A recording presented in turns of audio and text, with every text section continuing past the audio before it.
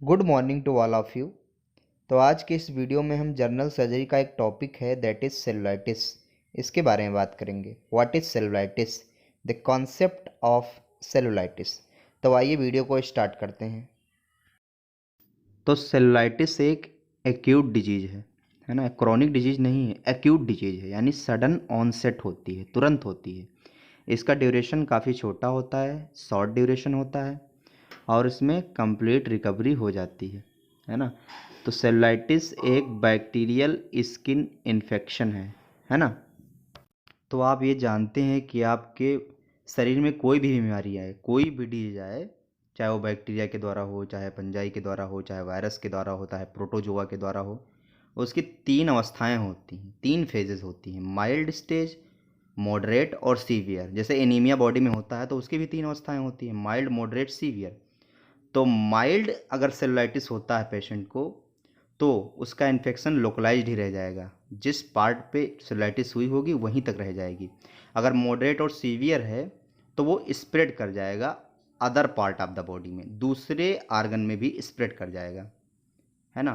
तो माइल्ड में localised area पे रह जाएगा, मॉडरेट में थोड़ा और फैलेगा और सीवियर में other part of the body पे स्प्रेड कर जाएगा सेलुलाइटिस। तो सेलुलाइटिस अगर सीवियर केसेस में है तो इसका infection other part of the body पे स्प्रेड कर जाएगा, बॉडी के दूसरे पार्ट पे स्प्रेड कर जाएगा। तो यानी सेलुलाइटिस जो इन्फेक्शन है, बैक्टीरियल इन्फेक्शन है, इसका नेचर कैसा होता है? स्प्रेडिंग नेचर का होता है, डिफ्यूज़ नेचर का एक बैक्टीरिया होता है, बहुत जल्दी स्प्रेड होता है। यानी इसका ट्रीटमेंट माइल्ड स्टेज में ही करवा लेना चाहिए। अगर ये मॉडरेट और सीवियर स्टेज तक पहुंच गया तो ये other part of the body पे स्प्रेड कर जाएगा, बॉडी के दूसरे पार्ट पर स्प्रेड कर जाएगा। यानी शुरुआती में अगर आपको ये लक्षण दिखें सेलुलाइटिस के, तो आपको ट्रीटमेंट स्टार्ट कर देना चाहिए, वरना बाद में ये बहुत घातक साबित होता है। लाइफ पोटेंशियल थ्रेटनिंग बोलते हैं इसे। दूसरी बात, सेलुलाइटिस के मरीज में एक सिम्टम तो कॉमन है, दैट इज़ रेडनेस। रेडनेस ज़रूर मिलेगी, और भी सिम्टम मिलेंगे लाइक स्वेलिंग, हीट, पेन मिलेगा, लॉस ऑफ फंक्शन मिलेगा। चूँकि सेलुलाइटिस में आइटिस लगा है ना, तो यानी इन्फ्लामेशन है। तो इन्फ्लामेशन के जितने कार्डिनल साइन हैं, 5 कार्डिनल साइन हैं, वो सारे के सारे साइन मिलेंगे। रेडनेस मिलेगी, swelling, heat, pain, loss of function मिलेगा। और इसमें ईचिंग भी मिलता है। ईचिंग के साथ साथ इसमें स्वेलिंग कैसे मिलती है? इसमें डिफ्यूज़ स्वेलिंग मिलती है, डिफ्यूज़ नेचर की स्वेलिंग मिलती है ना, स्प्रेडिंग नेचर की स्वेलिंग मिलती है। तो जब इसका पेशेंट डॉक्टर के पास क्लिनिक पे जाता है या हॉस्पिटल में जाता है, तो जब डॉक्टर सेलुलाइटिस के मरीज का इंस्पेक्शन करता है, यानी देखता है उसको, जब विजुअल ऑब्जर्वेशन करता है, तो डॉक्टर क्या करता है, जो सेलुलाइटिस जिस पार्ट पे हुई है, 3 पार्ट पे कॉमन है, 3 ही जगह होती है, 3 ही कॉमन साइट है। लोअर लेग पे यानी लोअर लिम्ब पे, और फेस पे और स्क्रोटम पे, ये 3 ही जगह सेलुलाइटिस कॉमन है। तो जब पेशेंट क्लिनिक पे जाता है या हॉस्पिटल में जाता है डॉक्टर के पास, तो डॉक्टर जब विजुअल ऑब्जर्वेशन करता है, तो सेलुलाइटिस में जो रेड एरिया है, जो रेड एरिया होता है, जो रेड एरिया पे मार्क कर देता है, उसका जो एज होता है, रेड एरिया के जो किनारे होते हैं उसको मार्क कर देता है। मार्क डॉक्टर किस लिए करता है? मार्क वो इसलिए करता है ताकि वो जान सके पहले इन्फेक्शन कितना था और बाद में जब मैं ट्रीटमेंट चलाऊंगा तब इसका इन्फेक्शन, यानी इसमें रेडनेस कितनी रह गई है ना। वो रेडनेस को बेटर और वर्स के लिए ये करता है। वो स्टार्टिंग में जब पेशेंट आया था तो कितनी रेडनेस थी, अब कितनी है। और रेडनेस के साथ साथ उसको स्वेलिंग का भी पता चल जाता है डॉक्टर को, कि जब स्टार्टिंग में मरीज आया था तब इसको कितनी स्वेलिंग थी और जब मैं ट्रीटमेंट चला रहा हूँ उसके बाद कितनी स्वेलिंग बची है। ये कब उसको कैसे पता चल जाता है? पेन से मार्क करने पर। एक आइडिया है डॉक्टर का अपना, एक टेक्निक है अपना एक डॉक्टर का। तो सेलुलाइटिस के पेशेंट को शुरुआती लक्षण में ही अपना ट्रीटमेंट स्टार्ट कर देना चाहिए। जैसे ही वो माइल्ड स्टेज में हो तैसे ही ट्रीटमेंट स्टार्ट कर देना चाहिए। अगर वो मॉडरेट और सीवियर स्टेज तक चला गया तो उसमें कॉम्प्लिकेशन आ सकते हैं, ब्लिस्टर फॉर्म हो सकता है, एब्सेस बन सकते हैं, है ना। आपने और ज़्यादा उसका केयर नहीं किया, ऐसे ही छोड़ दिया, तो नेक्रोसिस, गैंग्रीन, स्लगिंग, एब्सेस, सप्रेशन जिसे बोलते हैं, ये सब कॉम्प्लिकेशन हो सकते हैं उसको, है ना। गैंग्रीन, अगर गैंग्रीन हो गया तो वो पार्ट काट के निकाल देना पड़ेगा, उसमें कोई चारा नहीं है, एम्पुटेशन तो करना ही पड़ेगा लोअर लिम्ब का। तो cellulitis is an acute diffuse serious bacterial infection में बता चुका हूँ। It is an subcutaneous deeper layer inflammation of the skin which are spreading in nature. इसको समझते हैं। आप जानते हैं स्किन की 3 लेयर होती हैं। सबसे बाहरी वाली लेयर का क्या नाम है? एपिडर्मिस। उससे नीचे डर्मिस, और सबसे नीचे वाली लेयर का क्या नाम है? दैट इज सबक्यूटेनियस लेयर, है ना। Inner most layer of the skin is subcutaneous layer. तो स्किन की सबसे इनर मोस्ट लेयर है, उसका इन्फ्लामेशन सेलुलाइटिस कहलाता है। बात करते हैं कि सेलुलाइटिस किस बैक्टीरिया की वजह से होता है। उस बैक्टीरिया का नाम क्या है? तो नाम तो बता दीजिए। हीमोलाइटिक स्ट्रेप्टोकोकस, यानी कॉजेटिव एजेंट। सेलुलाइटिस का कॉजेटिव एजेंट कौन सा है? Haemolytic Streptococcus. इस बैक्टीरिया की वजह से सेलुलाइटिस होती है। अब यहाँ पर मैं एक बात और क्लैरिफाई कर दूँ कि हीमोलाइटिक स्ट्रेप्टोकोकस ये कैसे सेलुलाइटिस करता है। तो आप सभी लोग जानते हैं कि जो स्किन है, जो हमारी स्किन होती है, बैरियर की तरह कार्य करती है। बैरियर इसका फंक्शन है, प्रोटेक्शन इसका फंक्शन है। स्किन हमारे बॉडी को प्रोटेक्ट करती है for the different kinds of injurious agent, है ना। आप जानते हैं कि हमारे बॉडी में जो स्किन है वो फॉरेन बॉडी के खिलाफ फाइट करती है ना। फॉरेन बॉडी से हमें बचाती है, like bacteria, virus, fungi, parasite and toxins. और किसी भी कारण की वजह से अगर ये फॉरेन बॉडी हमारे बॉडी के अंदर इंटर कर जाएं, है ना। आप जानते हैं एंट्री कब होगी? जब आपकी इम्यूनिटी लो होगी या आपको इंजरी हुई होगी। जब आपको इंजरी हुई होगी तो ये बैक्टीरिया यानी हीमोलाइटिक स्ट्रेप्टोकोकस ये इंजरी के द्वारा, है ना, ये बैरियर पा जाएगा, बैरियर को क्रॉस कर जाएगा, और बैरियर को क्रॉस करके सबसे पहले एपिडर्मिस में एंट्री करेगा, फिर डर्मिस में, फिर सबक्यूटेनियस वाली लेयर में, और वहाँ पर क्या कर देगा? सेलुलाइटिस कर देगा, यानी inflammation of the subcutaneous layer of the skin is called cellulitis. तो ये है पूरी कहानी इसकी। अब बात करते हैं सोर्स ऑफ इन्फेक्शन की, यानी सेलुलाइटिस का इन्फेक्शन किन किन वजह से होता है ना। इसका सोर्स क्या है, इसका इन्फेक्शन कहाँ से आता है। हीमोलाइटिक स्ट्रेप्टोकोकस किन किन वजह से आपके स्किन की डीपर लेयर में एंट्री करता है, वहाँ पर इन्फ्लामेशन करता है। तो सबसे पहला रीज़न है इंजरी।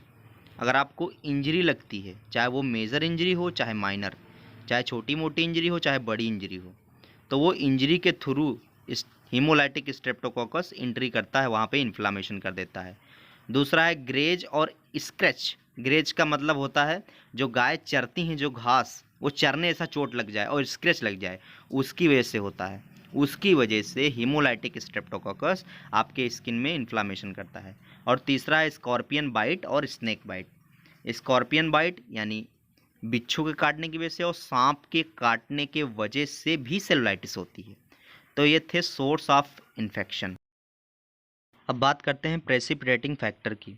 प्रेसिपिटेटिंग फैक्टर में डायबिटीज़ मेलिटस और लो इम्यूनिटी। अगर किसी पेशेंट को सेलुलाइटिस हुआ है, सेलुलाइटिस का इन्फेक्शन हुआ है, और उसकी इम्यूनिटी पहले से बहुत ही वीक है, बहुत वीक इम्यूनिटी है ना, तो उसको सेलुलाइटिस बहुत ही फास्ट स्प्रेड करेगा। डिफ्यूज़ स्वेलिंग होगी उससे, बहुत ही फास्ट स्प्रेड करेगा, है ना, बहुत सीवियर केस में चला जाएगा ये। और उस अगर पेशेंट को सेलुलाइटिस हुई है और उसको डायबिटीज़ मेलिटस पहले से है, तो भी ये बहुत घातक है, क्योंकि ये दोनों बीमारियां प्रेसिपिटेट करती हैं, है ना, यानी आगे बढ़ाती हैं, इन्फेक्शन को प्रोन करती हैं, है ना। यानी अगर ये दो बीमारियां हैं तो उसको इन्फेक्शन होने के चांसेस बहुत ज़्यादा हो जाते हैं। अगर इन्फेक्शन हो भी गया है तो इन्फेक्शन बढ़ने के चांसेस बहुत हैं, और इन्फेक्शन इतनी जल्दी ठीक नहीं होता है, थोड़ा टाइम लगता है। करते हैं क्लिनिकल फीचर की। तो the affected skin show evidence of inflammation. तो स्किन की सबक्यूटेनियस लेयर का इन्फ्लामेशन ही सेलुलाइटिस है। तो स्किन में ही एविडेंस मिलेंगे, इन्फ्लामेशन के प्रमाण मिलेंगे स्किन पे ही। तो रेडनेस मिलेगी, स्टार्टिंग बता चुका हूँ मैं। स्वेलिंग, हीट, पेन, ये सब इन्फ्लामेशन के कार्डिनल साइन है। फीवर भी आ सकता है ना, फीवर आएगा। लॉस ऑफ फंक्शन, उस वहाँ पर का जो पार्ट होगा वो काम करना बंद कर देगा। और ईचिंग इसमें होती है, ईचिंग याद रखना है इसमें। और डिफ्यूज स्वेलिंग बता चुका हूँ। और ये एक सबसे इम्पॉर्टेंट क्लिनिकल फीचर है ना। इसी को देखकर आप पहचानेंगे कि ये सेलुलाइटिस है। The skin is stretched and shiny. The skin is stretched and shiny. Stretch का मतलब खींचना, तनी हुई, है ना। उसकी जो स्किन होगी एकदम तनी हुई होगी, खिंची हुई होगी, और शाइनी चमकदार होगी। अगर लाल लाल होगी तो दूर से चमकेगी देख करके, अरे दूर से चमक रही है, यानी सेलुलाइटिस है।